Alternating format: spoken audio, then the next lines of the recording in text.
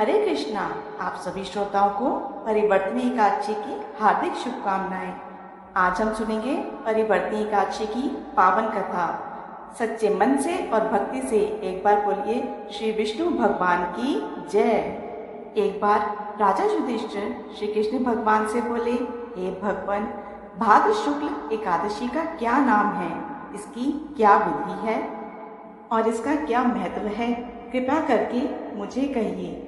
तब भगवान श्री कृष्ण बोले, हे धर्मराज, स्वर्ग और मोक्ष को देने वाली तथा सभी पापों का नाश करने वाली यह उत्तम भाद्रपद मास की शुक्ल पक्ष की एकादशी है, जिसे जल झूलनी एकादशी, परिवर्तनी एकादशी या वामन एकादशी के नाम से जाना जाता है।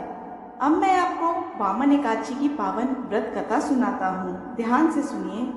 एक समय भक्त प्रहलाद के पौत्र तथा विलोचन के पुत्र राजा बलि दैत्यों के राजा थे, जिन्होंने अपने पराक्रम से तीनों लोकों पर आधिपत्य स्थापित कर लिया था।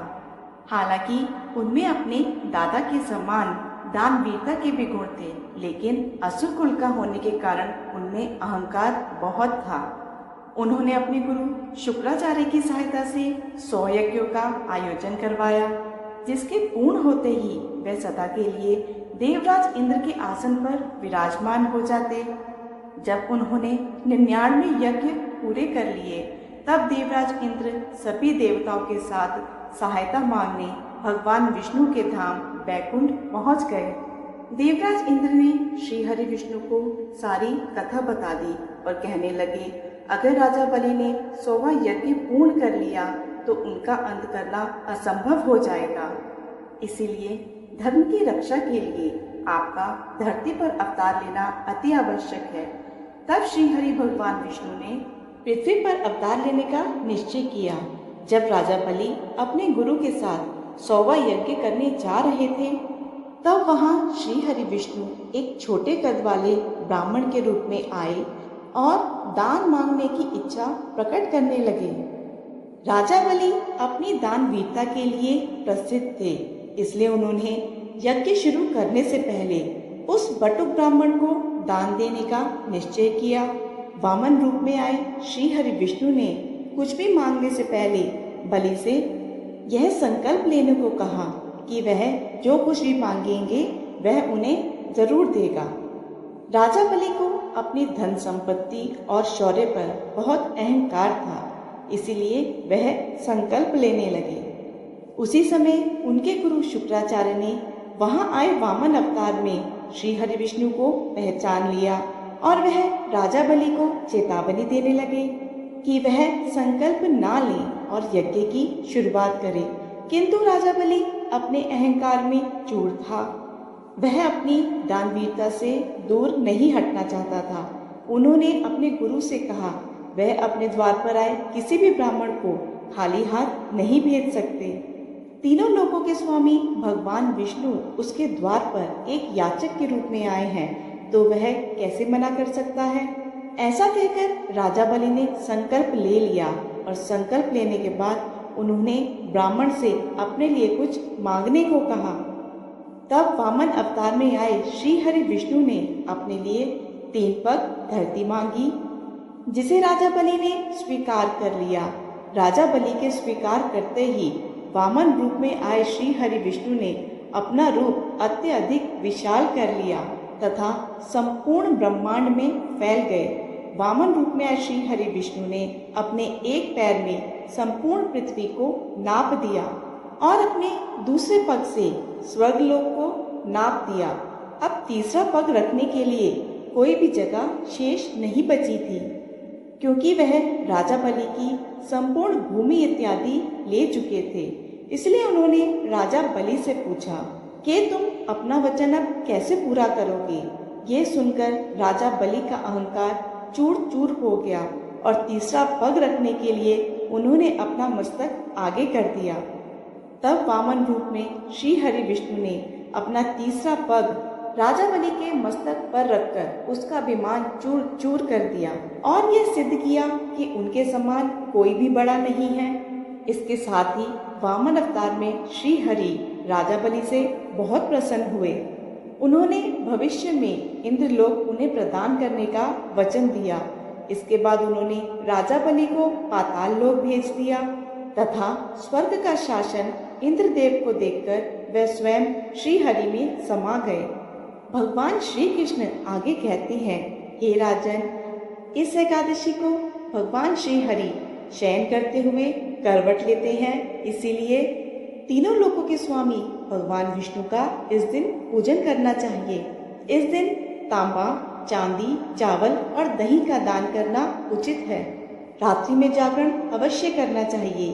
जो विधि पूर्वक इस एकादशी का व्रत करते हैं वह सभी पापों से मुक्त होकर स्वर्ग में जाकर चंद्रमा के समान प्रकाशित होते हैं और यश पाते हैं। जो इस पाप नाशक कथा को पढ़ते या सुनते हैं उन्हें हजारों अश्वमेध यज्ञ का फल प्राप्त होने के साथ वैकुंठ की प्राप्ति भी होती है।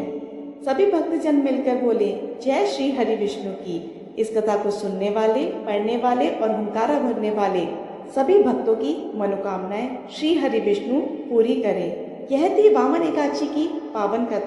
आइए अब सुनते हैं 11 माता की कथा, जिसे सुने बिना हर एकादशी व्रत अधूरा है। पौराणिक कथा के अनुसार सतयुग में मुर नाम का दैत्य उत्पन्न हुआ। वह बहुत ही भयानक और बलवान था। उस दैत्य ने देवराज इंद्र, आदित्य, वसु, अग्नि, वायु आदि सभी देवताओं को भगा दिया। तभी इंद्र सहित सभी देवताओं ने भयभीत होकर भगवान शिव से सारा वृतांत कहा। देवतागण कहने लगे, हे कैलाशपति, मुरदैत्य से भयभीत होकर हम सभी देवतागण मृत्युलोक पर घूम रहे हैं। हे महादेव, हम सभी पर बहुत भारी संकट आन पड़ा है, कृपया हमारी रक्षा कीजिए।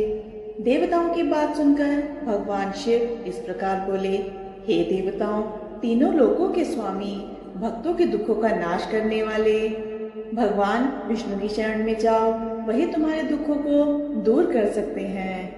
महादेव के ऐसे वचन सुनकर सभी देवता क्षीर सागर में पहुंचे। वहां श्री विष्णु को शयन करते देख हाथ जोड़कर उनकी स्तुति करने लगे। स्तुति करते हुए सभी देवतागण इस प्रकार कहने लगे, हे देवताओं द्वारा स्तुति करने योग्य परम प्रिय प्रभु, आपको बारंबार नमस्कार है। देवताओं की रक्षा करने वाले मधुसूदन, आपको हमारा नमस्कार है।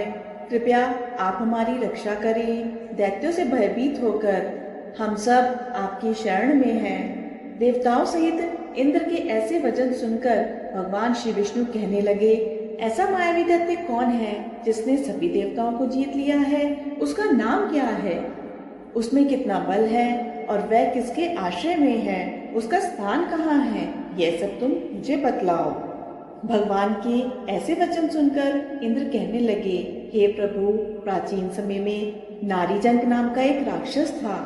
उसका महापराक्रमी और लोक विख्यात एक पुत्र हुआ जिसका नाम मुर था।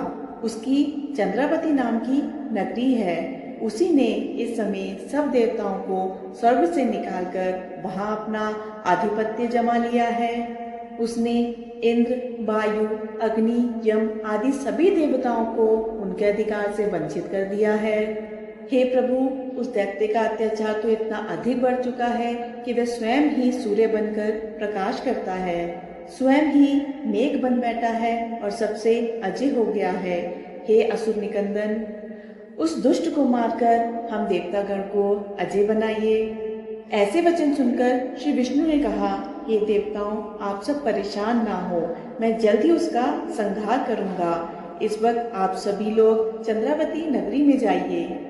इस प्रकार कहकर श्री विष्णु भगवान अंतर्ध्यान हो गए और सभी देवताओं ने चंद्रावती नगरी की तरफ प्रस्थान किया। उस समय दैत्य मुर सेना सहित रणभूमि में गरज रहा था। उसकी भयानक गर्जना सुन सभी देवतागण भय के मारे चारों दिशाओं में भागने लगे। जब स्वयं भगवान विष्णु रणभूमि में आए तब दैत्य उन पर भी अस्त्र शस्त्र आयुध लिए दौड़े। भगवान ने अपने बाणों से उसके कई दैत्यों को मार डाला। अकेला मुर ही रणभूमि में बचा। वह अविचल भाव से भगवान के साथ दिव्य होकर युद्ध करता रहा। भगवान जो भी तीक्ष्ण बाण उसको मारने के लिए चलाते, वह उसके लिए पुष्प बन जाते। यहाँ तक कि भगवान से युद्ध करते हुए उसका सारा शरीर छिन्न भिन्न हो गया, फिर भी वह लगातार भगवान से युद्ध करता रहा। फिर दोनों के बीच मल्ल युद्ध भी हुआ। ऐसा कहा जाता है यह युद्ध 10,000 वर्षों तक चलता रहा, किंतु मुर नहीं हारा और ना ही थका। मुर से कई वर्षों तक लगातार युद्ध करने, साथ में थककर और अपनी माया रचाने के लिए श्री विष्णु भगवान बद्रिक आश्रम चले गए। वहाँ हेमवती नाम की अति सुंदर गुफा थी। उसमें विश्राम करने के लिए भगवान उसके अंदर प्रवेश कर गए।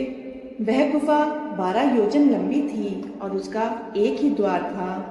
विष्णु भगवान योग निद्रा की गोद में सो गए। देखते देखते मुर भी उनके पीछे वहां आ गया और भगवान को सोया हुआ देखकर उन्हें मारने के लिए तैयार हुआ।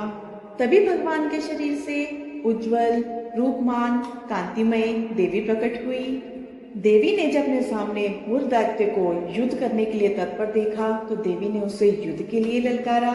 तब देवी ने मुर दैत्य से युद्ध किया और उसे तत्काल मौत के घाट उतार दिया। उधर जब विष्णु भगवान योग निद्रा से उठे तो उन्हें सारी बातें ज्ञात हुई। सब बातों को जानकर भगवान विष्णु देवी से कहने लगे, हे देवी, आपका जन्म एकादशी के दिन हुआ है, इसलिए आप ग्यारस माता के नाम से पूजित होंगी।